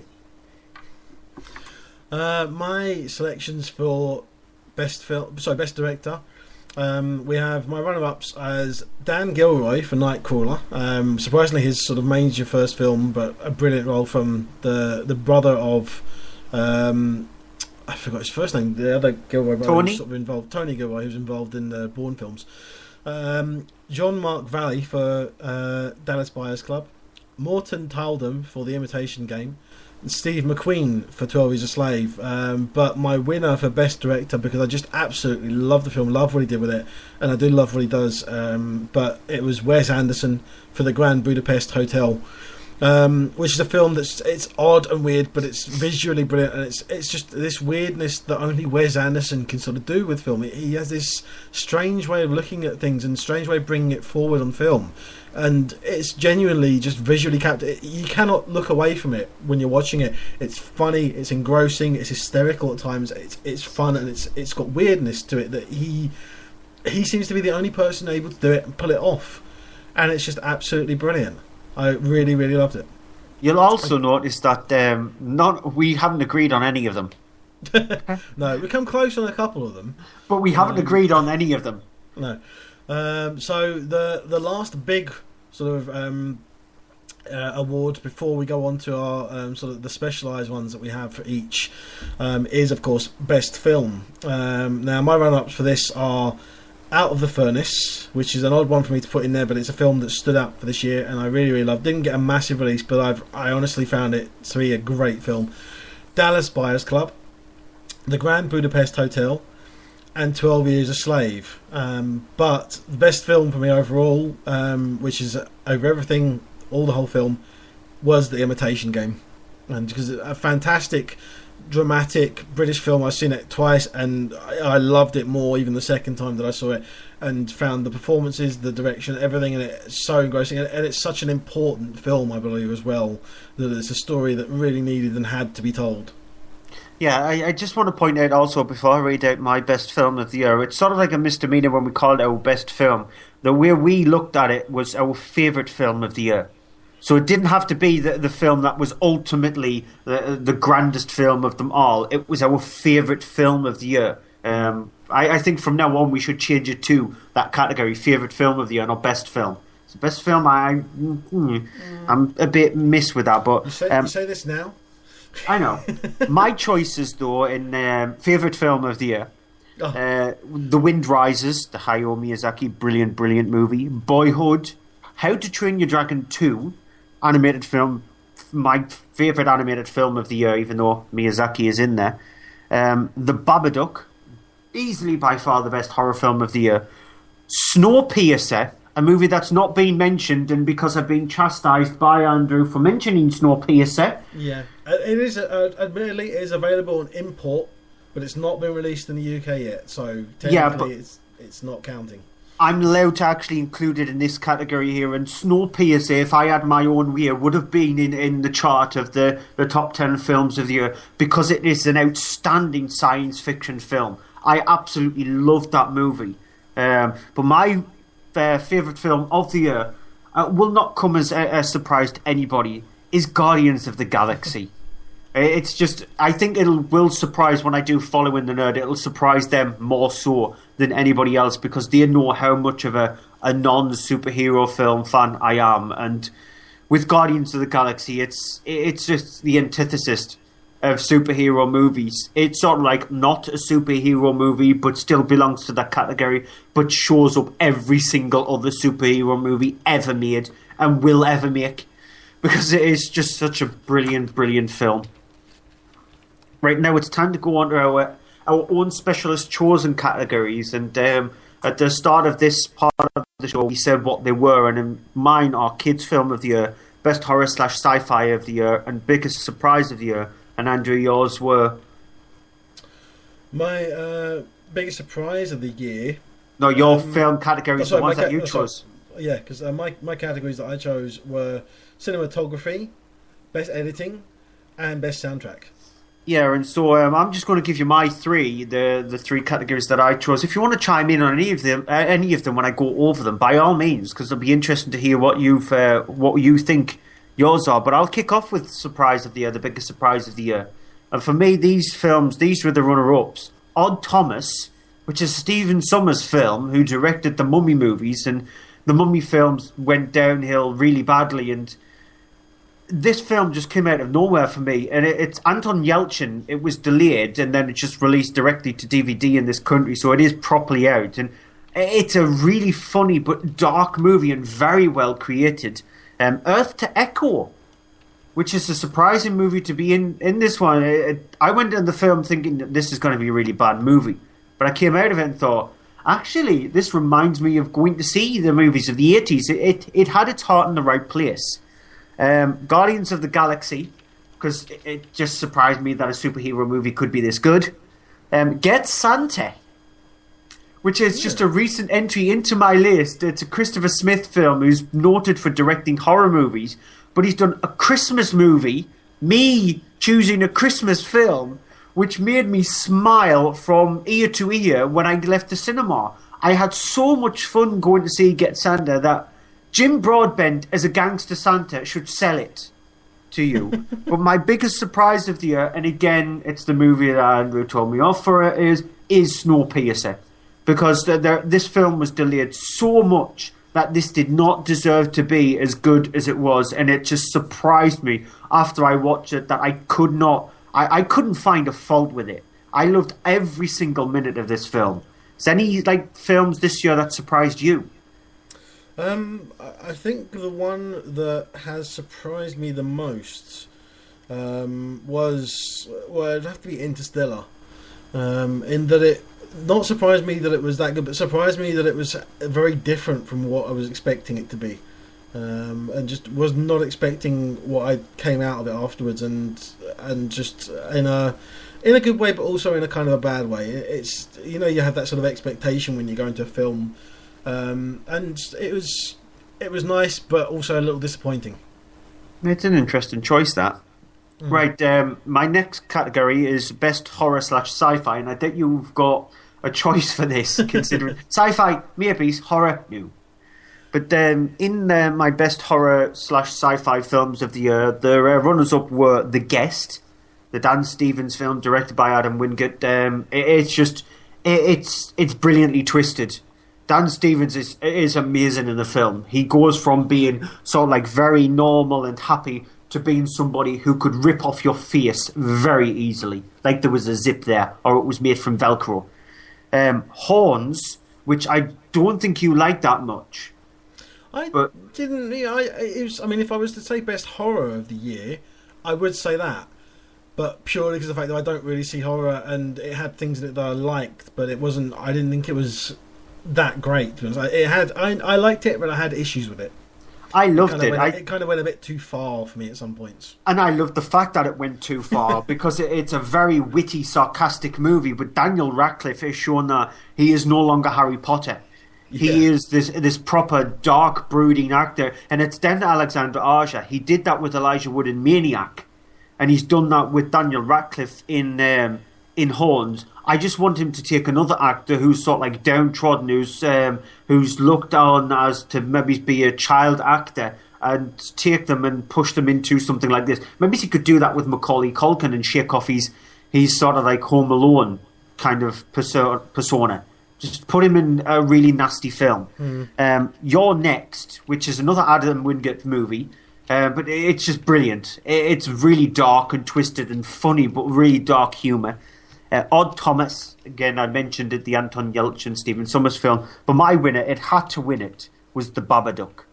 The directorial debut from Jennifer Kent, an Australian director, who it's just a personal film about a mother and son who are going through turmoils. The fact that the son lost his father and the mother lost, obviously, her husband, and it's just how they try to survive together when the son is very destructive, and there's this horrible, malevolent character that's been created called the Babadook. It's one of the tensest films I've seen in a very long time. There are no jump scares in it, but it doesn't need that to make the film creepy and scary. So, in my opinion, it's the best horror / sci-fi film of the year. I'm not going to go through a list of them, but mine, believe it or not, you're going to be surprised, not really, maybe you are, but I don't know, it's going to be Guardians of the Galaxy. It's just a fantastic science fiction film. I do love a great science fiction film, and the thing is, I think Guardians of the Galaxy was helped partly because of the fact that there were supposed to be 2 big science fiction films released this year, and one of them was delayed and pushed back to next year, and that was Jupiter Ascending with the Wachowski, which looks really good. It does look very good, but for some reason it was delayed. I suspect there were reshoots, there were issues, they had effects or something like that. Whatever it was exactly, we haven't heard anything further really in detail. But because of that lacking, sort of that space that was missing, you know, there was a kind of a quota missing there. So Guardians of the Galaxy, I think, filled that slot perfectly, and I think that's why it managed to do so well as well. Not only because of the fact it is a fantastic film, but it got that extra draw of people going, you know what, I'd love to see something science fiction. They saw that, they loved it, they went back and saw it again. Yeah, my final personal category of the year is Kids Film of the Year. Now, the runners-up is The Box Trolls, which it needed to be in there because of the animation itself. It's stop-motion animation, and there's a brilliant little set piece at the end of the film where you see one of the scenes being created, but it's very dark, it's very ooey-gooey, and the kind of things that kids love to see, bogies and all that stuff, little creatures eating bugs, and they love that kind and all those weird noises like that too. Somebody let the gremlins out. But yeah, it's just characters like that. It's very... the main villain in the film itself reminded me a lot of the child catcher mixed with Cruella de Vil. So if those two had a baby, that's who they would have created. So it is that good. Get Santa, which I mentioned, it surprised me, and it is a fun family film.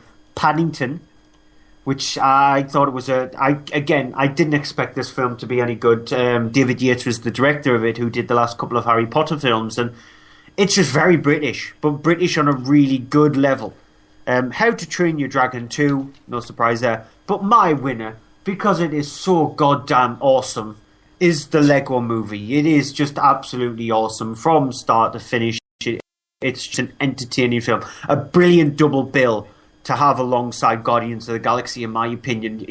If you sit your kids down and you want them to shut up and just concentrate on something, they will absolutely love you if you show the Lego Movie and Guardians of the Galaxy back to back. Any kids' films resonate with you? Well, Paddington was sort of the most recent one that hit quite well. I really enjoyed it. That's not to say I didn't like Madagascar's Penguins of Madagascar. That was at the same time, and I enjoyed that too. But Paddington was just such a great kids film, and rare as well, that thing of a PG kids film as well. But I think the one that overall I just loved the most, Lego Movie was very close second for me, but I think it would be the How to Train Your Dragon 2, because it's just, as I said, the expression and the emotion that you got from a CGI dragon was so wonderful and so almost childlike at times, that it was just that amazingness to it, that amazing childlike quality to the dragon, which was so impressive. Yeah. Now it's on to your personal categories. Yeah, I'll start off with... now, I don't have necessarily runner-ups for all of them, because I was going through them and picking them out, and sort of I found a few that I was like, yep, okay, that's who it is, and went through it. But I have cinematography.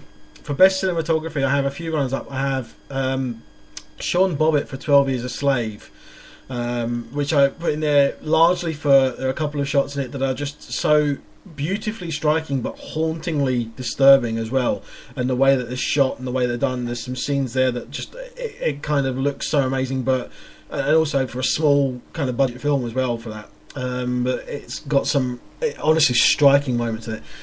Interstellar, with cinematography by Hoyt van Hoytema. I'm not saying that again. And there's some moments in that, as I say, there are some moments that when with anything with Christopher Nolan, but this time it's with someone different, as it was being Wally Pfister up until now in all his films previously, who's now gone off to be a director. And there's some moments in this that are some shots sort of of landscapes and such that are honestly breathtaking moments. I love the look of them. It's the kind of stuff that, you know, managing to make something look like an alien world that has been filmed here is very difficult, and yet managed to pull that off very, very well. The Grand Budapest Hotel for Robert D. Yeoman, who just, again, very visual, weird, odd style of the way everything's shot and that, but it's very nicely framed. But the winner for me was Robert Elswit for Nightcrawler. And the reason for that is because of the fact of that there is this whole thing of this kind of grungy 80s style look to Los Angeles that you have in films. You don't get it very often, but you do get it. Films that have had it previously have been Drive, and things like Collateral that had it. And the thing that's also very, very interesting about that is the fact of that with films now, there is an issue with films obviously being made a lot more digitally than being shot on film.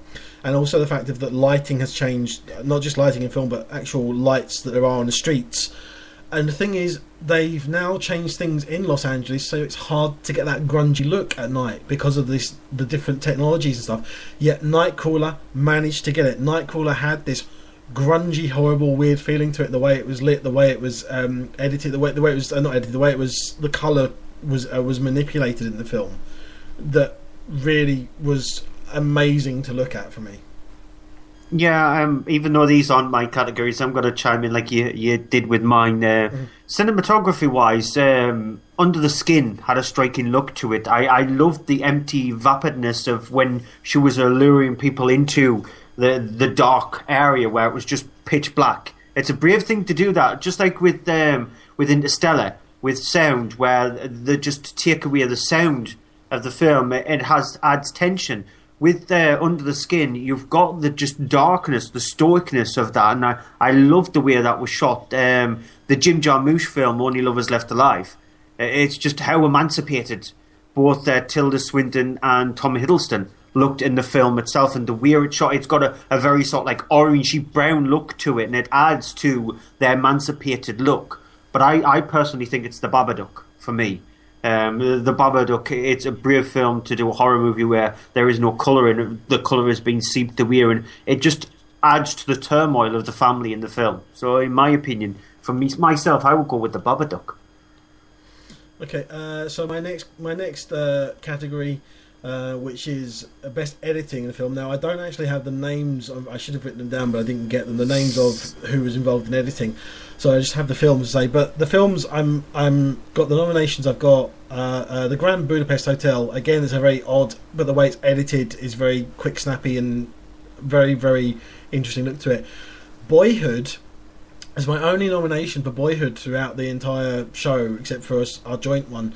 And the fact is that obviously over the 12 years that was filmed, and the whole thing of it, the editing and that is very, very cleverly done and very sort of smooth for the transition between each of the sort of the segments as the film goes on in time.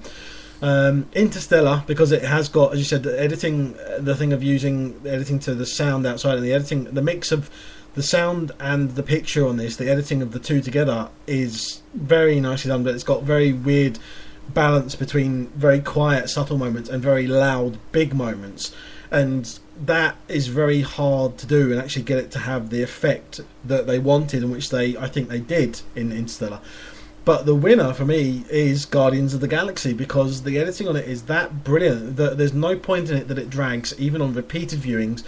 It doesn't overly hang its sort of itself on too many shots that hang around too long. You don't get bored. It's a visual interest all the way through, and it has some just beautiful work in editing of the film and the way it's put together. And I honestly, it does sort of bring you back to the whole thing of Star Wars and how that was done and edited, and in a big sort of science fiction epic, you need that, and you need it to not be boring otherwise, or have, not necessarily boring, but have too many long shots where you're watching something happening for too long, because then it starts to sort of slip into sort of 2001 territory, which is not a good thing as far as I'm concerned. Yeah, I would have to agree with you with Guardians of the Galaxy when you said it, and that was the first film that cropped into my head, Guardians of the Galaxy, because it just snaps along at such a pace that it must be a really hard thing to try and edit them together to make it more coherent, to make it really coherent. Also, Boyhood as well. It's a difficult thing to edit a film that's shot over the period of time that was shot over. And I would also give a nod out to an animated film in the Lego Movie. Because bringing together an animated film is a really difficult thing to do. And especially with the budget that they had, with 60 million, with that, when they try to edit that film together again, especially at the pace that the film goes, in an animated form, I would have thought that it would have been harder to do that than it would have been in a live action one. So it's just Guardians of the Galaxy definitely for me as well. Yeah. Before I go on to my final and our final category this evening for soundtrack, best soundtrack, I am going to go first of all because obviously you want to do some shout outs as we normally do and details of when we're going to be back. But in chat, Rob has actually asked the question, which is quite an interesting one. So I think we should do this while we've got the chance. He said, where would the new Hobbit come amongst your awards this evening? And the thing is, I'd have to say, not really in any of them. It's nothing. It was nothing spectacular, nothing fantastic, and it wasn't up to the level, as far as I'm concerned, as the Lord of the Rings films. Lord of the Rings films would have maybe come in some of the categories, but I wouldn't have said that the Hobbit, the last one, especially, was in any of the categories for me, as far as I'm concerned. Trying to put it in there because, admittedly, it's recent because it's just been this week, but it didn't stand out to me in any of the categories that I would have been wanting to put it in there. For me, you? Yeah, no.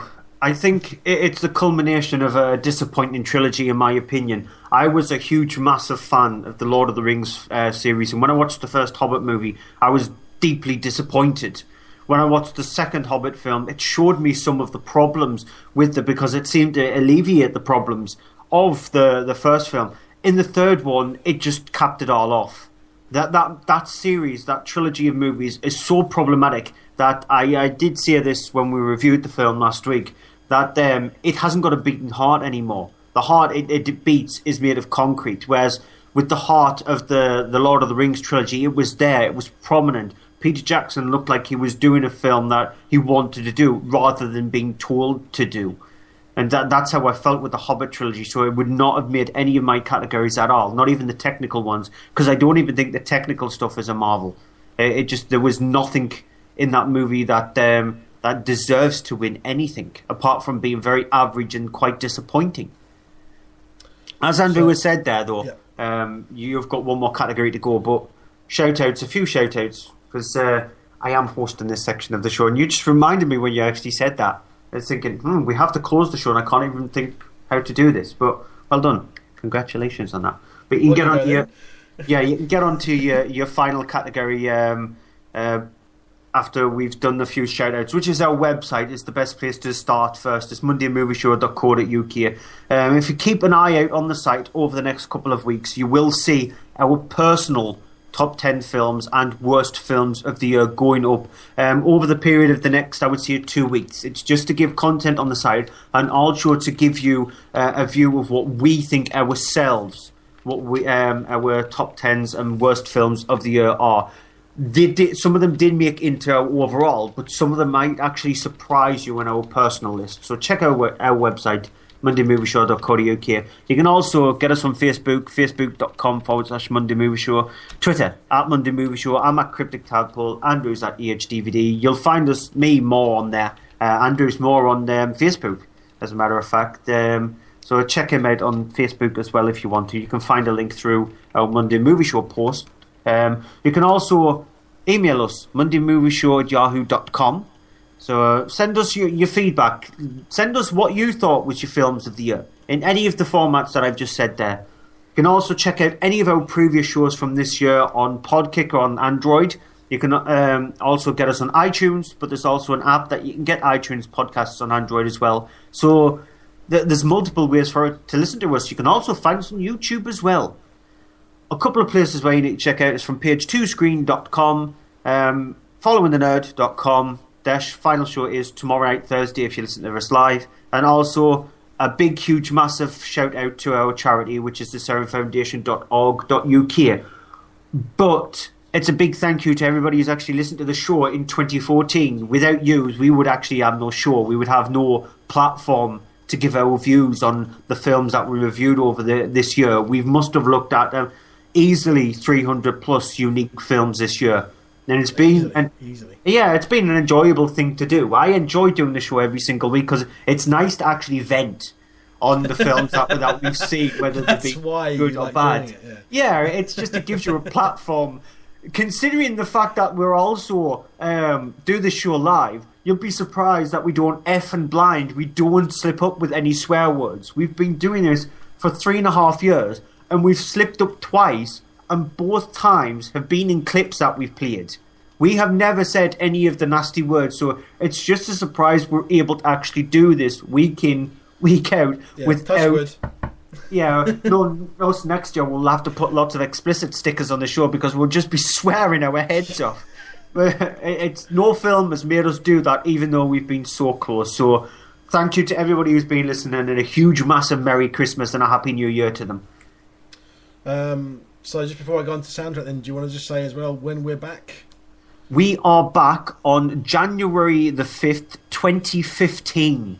So that's Monday, January the 5th, 2015, when we are back. We'll look at over a few films that are out on Boxing Day, which include things like Annie, Exodus, Unbroken, and then there's also a couple of films out in January which will include The Woman in Black, Angel of Death, I think that's called, the subtitle to it. So we'll go over a few films that we've missed over the Christmas period. So then my last category, and our last category of the show to round out not only this show but also 2014 is Best Soundtrack. And it's going to be a bit of an interesting one, I think, because some people may agree, some people may disagree. I've got a list of roundup of sort of runner-ups, which mentions a couple of films we haven't actually included here. So the soundtracks for these films were possibly the best thing about them. Teenage Mutant Ninja Turtles by Brian Tyler is one of them. Really? The other one, yep. I really did think it was a very nice and very good sort of rousing action score. See, that shocked me, that considering that you didn't tell me your list beforehand. I didn't know what you put in your soundtrack ones, and that's just going to be a surprise. Actually shocked me. Yeah, it's a good soundtrack. The other one being, believe it or not, Transformers: Age of Extinction by Steve Jablonsky. But he's always actually done a pretty good soundtrack anyway, Steve Jablonsky, for the Transformers movie. So I'll give you that one at least. It has, because these are ones that I found myself listening to a lot and then repeatedly listening to again and again. And the thing is that they're interesting because this one actually, I think his Transformers score is the best one. It's a lot more subtle than the other ones, and so I liked it. Alexander Desplat's score for The Imitation Game, but also Alexander Desplat's score for The Grand Budapest Hotel. So he gets a mention twice, but doesn't win. Can I just? Yeah. I was just going to throw in a couple of ones that I really enjoyed. Okay. Jim Jarmusch's For Only Lovers Left Alive is a really interesting soundtrack. I would see Trent Reznor's and Atticus Ross's for Gone Girl as well. It is a very good one, but the thing is that personally, when I listened to that, I was not enjoying it as much as their score for Girl with a Dragon Tattoo, which they worked on as well, and it kind of threw me off it a bit. I listened to it once and that was it. I didn't want to listen to it again. Which is an issue with it, I think, with Gone Girl. Guardians of the Galaxy one, but it's more like the soundtrack rather. Yeah, I'm more like the soundtrack than the score. Exactly, the score's good, but the soundtrack is brilliant. Yeah, and I also want to include Mika Levi's for Under the Skin because it's such a really weird one that it works for the film. It is very weird. But the one that I love the most, and it's very weird, but I do love just how sort of abstract it is and the weirdness of it and the things of the instruments that are used, such as kind of a church organ is used in it, is Interstellar by Hans Zimmer. And I mean, I know I'll get some flack if there's people listening that know soundtracks because there's sort of a love or hate thing with Hans Zimmer for a lot of people. I have no problem with him as long as it's a good score. I'll like it. And I really liked what he did with Interstellar because it was a great one, and also it plays the whole thing of it has really subtle moments and has really strong, loud moments. We're going to finish up the show playing a track from the soundtrack of that. We're going to play the track Stay, and it's several minutes long, but we will finish that up, and then we will see you again in 2015. So I guess that's Happy Christmas and a Merry Christmas and a Happy New Year from me as well. Yep. So until next year, bye-bye. Goodbye.